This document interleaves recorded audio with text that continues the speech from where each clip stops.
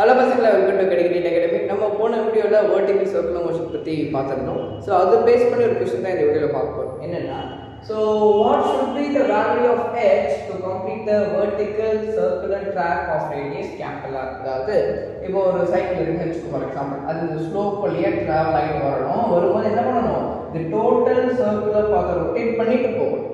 So அப்படி போகணும்னு என்ன கண்டிஷன் நம்ம பார்க்கணும் முதல்ல. ஸோ நம்ம பார்த்துருப்போம், வெர்டிகல் சர்க்குலர் மோஷன் கம்ப்ளீட் பண்ணணும்னா பாட்டம்ல இந்த சைக்கிள் வரும்போது அவங்க எவ்வளோ ஸ்பீடில் வரணும், நமக்கு velocity should be at least equal to root of 5L படிச்சிருப்பீங்க. இங்கே Lன்றது ரேடியஸ் R. இவங்க இவ்வளோ வெலாசிட்டி கெயின் பண்ணணும்னா அப்போ என்ன ஆகணும், இங்கே இருக்கிற பொட்டன்ஷியல் எனர்ஜி டோட்டலாக இந்த கைனடிக் எனர்ஜியாக மாறும். கரெக்டாக நம்ம எழுதிக்கலாமா? Potential energy must be converted into kinetic energy of mv².